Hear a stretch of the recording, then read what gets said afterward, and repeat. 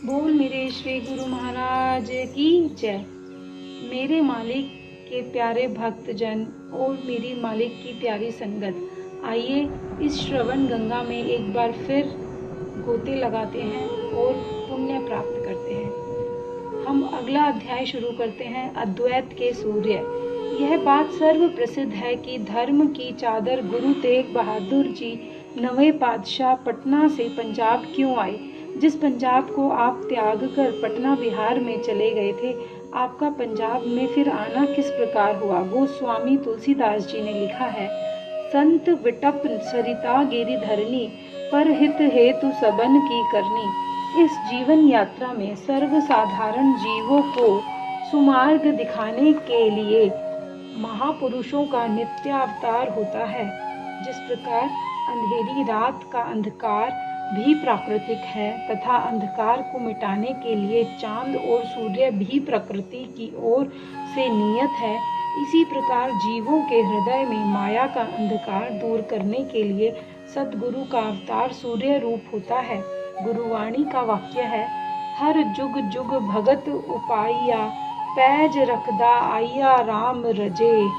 प्रकृति का नियम है कि समय पर अत्याचार को रोकने के लिए और धर्म की स्थापना के लिए प्रभु का नित्य अवतार होता है। किसी भी शरीर में अथवा किसी भी देश में यह अवतार हो सकता है, यह प्रकृति पर निर्भर करता है। श्री तुलसीदास जी का कथन है कि संत और वृक्ष, नदी, पर्वत और धरती, इन सब का जीवन परोपकार के लिए बना है। संत दूसरों के लिए जीवित रहते हैं, उनका जीवन परमार्थ के लिए है। वृक्ष दूसरों को फल फूल देता है, नदी भी लोक जीवन के लिए ही बहती है, पर्वत भी जीवों को अनेक लाभ पहुंचाते हैं। इनमें अनेक प्रकार की धातुओं की खानें तथा बहुमूल्य हीरे जवाहरात होते हैं। धरती माता सबका पालन करती है, इसमें नाना प्रकार के पदार्थ उत्पन्न होते हैं। ठीक इसी प्रकार गुरु तेग बहादुर साहिब जी का पंजाब आना लोकोपकार के लिए था। आपने जान लिया कि अधर्म का बाजार गर्म हो रहा है। धर्म के रक्षक को ही धर्म की पहचान और आन थी। उस अधर्म को नष्ट करने के लिए आप श्री आनंदपुर जिला होशियारपुर पंजाब में आकर विराजमान हुए। उस समय औरंगजेब अत्यधिक अत्याचार कर रहा था, जिनको स्मरण करने से हृदय कांप उठता है। उस पाप को न सहन करते हुए कश्मीरी पंडितों ने गुरु साहिब का दरवाजा खटखटाया और पुकार की कि औरंगजेब कहता है कि यदि कोई आपका नेता आकर मुझे यह निश्चय करा देवे कि मैं वास्तव में ही गलती पर हूँ, मेरे से बातचीत करे और मेरे ध्येय को गलत सिद्ध करे, तो मैं यह अत्याचार बंद कर दूंगा। नहीं तो ईश्वर एक है, उसकी पूजा के लिए एक इस्लाम धर्म ही रहने दूंगा। जो मेरी आज्ञा मानकर जनेऊ चोटी न कटावे और मुसलमान न बने, तो मैं उसका सिर काट लेता हूँ। ऐसा कथन प्रसिद्ध है। औरंगजेब 1.25 मन जनेऊ प्रतिदिन उतारता था। इसका अर्थ यह था कि वह इतनी संख्या में हिंदुओं को मुसलमान बना रहा था। ब्राह्मणों की यह पुकार सुनकर साहिब सदगुरु ने अपने सुपुत्र 10वें गुरु गोविंद सिंह जी से परामर्श किया। 10वें पातशाह, जो अभी बालक ही थे, बोले, पिताजी, आपसे बढ़कर समय का नेता, स्वामी तथा धर्म रक्षक कौन होगा? आपको ही जाना चाहिए। आपके बलिदान के बिना धर्म न बच सकेगा। वीरता और सत्यता के यह शब्द सुनकर गुरु साहिब बोले कि यदि हम बलिदान देंगे तो पीछे कार्य कैसे चलेगा। तब 10वें गुरु ने कहा, आपकी अपार कृपा से सब ठीक होगा। मुझे जीवन से बढ़कर धर्म प्यारा है। आप जाइए, बेशक शीश चला जाए परंतु हिंद भारत बच जाए। उस मूर्ख बादशाह को अत्याचार करने से रोकिए। गुरु तेग बहादुर जी अंदर ही अंदर कृपा दृष्टि करते हुए आपको गुरु गद्दी सौंपकर वहां से चल दिए और दिल्ली जाकर बादशाह से वार्तालाप किया। बेचारे बादशाह की क्या मजाल थी। प्रकृति की ओर से रचना ही ऐसी रची हुई थी कि बिना शीश दिए धर्म की नींव नहीं बननी थी। गुरु जी ने बादशाह को ऐसे अत्याचार बंद करने के लिए कहा। परंतु वह मूर्ख न माना और अपनी रट में बोला कि ईश्वर एक है, धर्म भी एक ही होना चाहिए। वह धर्म है इस्लाम और इस्लाम धर्म ही होना चाहिए। गुरु साहिब ने उसे कहा कि यह प्रकृति के कार्य हैं, आप उसके बंदे हो। उस स्वामी ने जो रचना रची है ठीक है, यदि उसे मुसलमान ही प्यारे हों तो हिंदू उत्पन्न ही वह न होने देते। जैसे शरीर सब अपना है, उसमें हम किसी अंग से कुछ कार्य लेते हैं तथा किसी से दूसरे अंग से कुछ और कार्य लेते हैं, परंतु सारे शरीर की उत्पत्ति तो एक बूंद से है। उसी बूंद से आँख, उसी बूंद से सिर, कान, दांत, हड्डी, नाखून इत्यादि बने हैं। अब एक से अनेक रूप में वह बूंद बदल गई। इसी प्रकार भगवान को सब प्यारे हैं। आप दो का एक न बनाओ, दो में अनेक मनकों में एक देखो। वह ईश्वर का जैसे प्रकाश अनेक मनकों में एक धागा परोया हुआ है, इसी प्रकार हर प्राणी में ईश्वर का प्रकाश है। आप जिस शरीर को हिंदू अथवा मुसलमान बनाते हो, वह शरीर वाला तो एक ही प्रकाश है। उसके प्रकाश वाले ने जहाँ रखा है वहाँ रहने दो। यदि प्रकृति के कार्य में हस्तक्षेप करोगे तो दुख पाओगे तथा पश्चाताप करना पड़ेगा। इतना सुंदर उपदेश सुनकर भी मूर्ख बादशाह न माना, बस दो से एक की रट लगाता रहा। तब गुरुजी मौज में आ गए और कहने लगे कि आप दो का एक करना चाहते हो, हम दो के तीन करेंगे। यह सुनकर बादशाह तिलमिला उठा, बोला आप कैसे करेंगे? अब देखिए गुरु साहिब तीन की घोषणा करते हुए भी एकता को दर्शाते हैं। अब अनेक में एक को देखो। तब सवा मन काली मिर्च देग में डालकर दहली चांदनी चौक में भरी सभा में उबाली गई। जब देखा सब मिर्चें गल चुकी हैं, तो सब में तीन मिर्चें वह निकली जिनको पानी तक न गला हुआ था, जिसने जिन मिर्चों को पानी तलक नहीं गला सका। यह देखकर बादशाह चकित रह गया। अपनी मूर्खतावश बोला, यह जादू है। मेरी आज्ञा है कि आप भी मुसलमान हो जाओ, नहीं तो तलवार से सिर उतार लूंगा।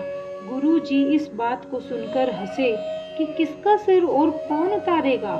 जैसे किसी कवि ने कहा है, कौन कहता है कि आशिक मर गए, कैद से छूटे वह अपने घर गए।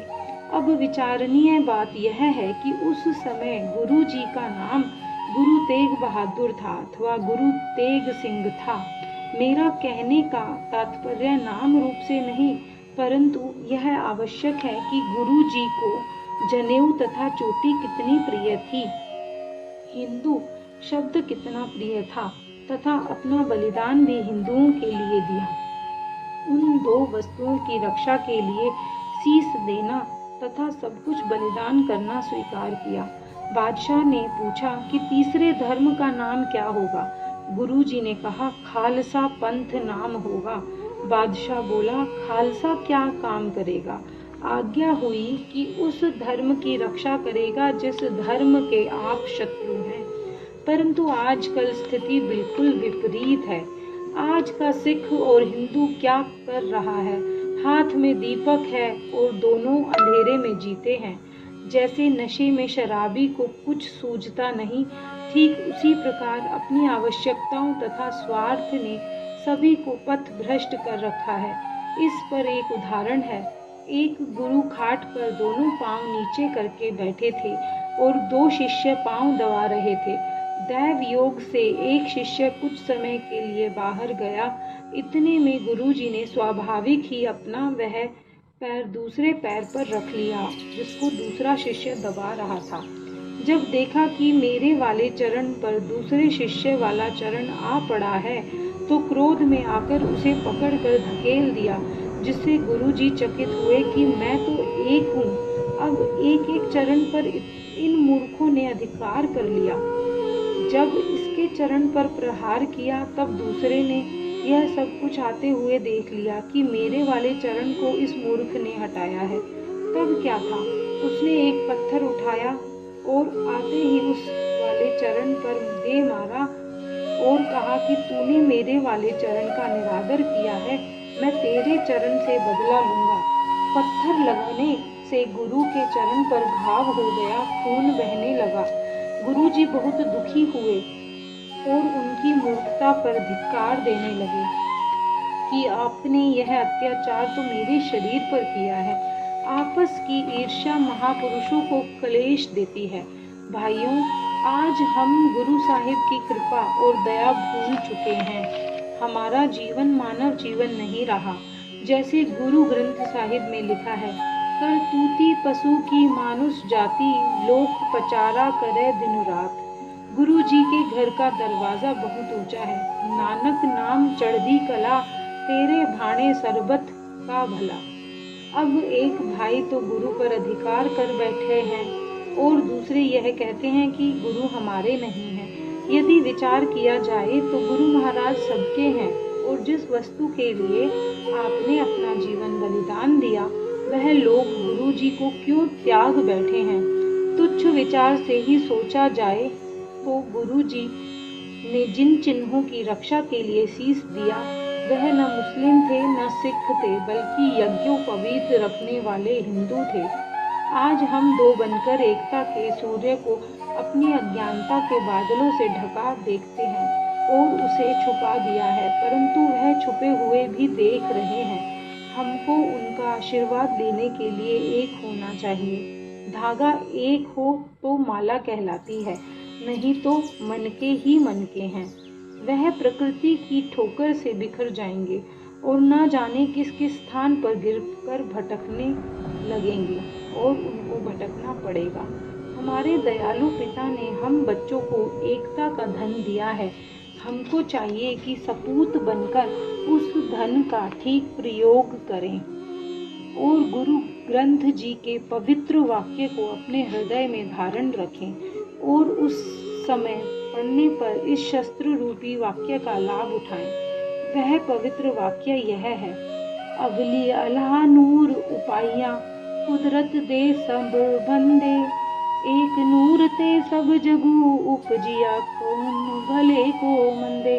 लोगो भरमी न भूलो भाई, खालिक खलक खलक में खालिक, पूरी रही हो सब ठाई।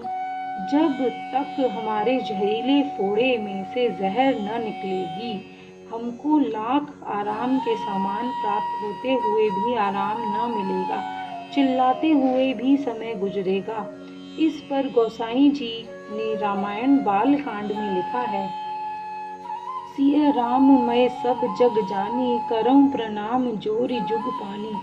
पिंजरे के तोते के समान हम जो पढ़ते हैं उसका बिल्कुल ज्ञान नहीं। हमने मनुष्य होकर भी पशु पक्षियों वाला जीवन बना रखा है।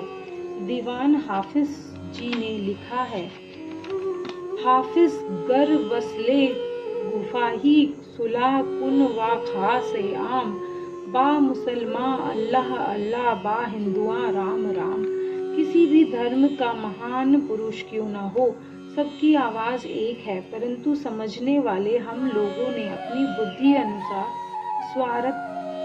स्वार्थी होकर अर्थ का अनर्थ कर रखा है और आज के संसार में कष्ट भोग रहे हैं। रूप धन बुद्धि विद्या सब अधिक है, उन्नति है, परंतु अशांति दिन प्रतिदिन बढ़ रही है। भगवान सब पर दया करे। बोलो जय सच्चिदानंद जी।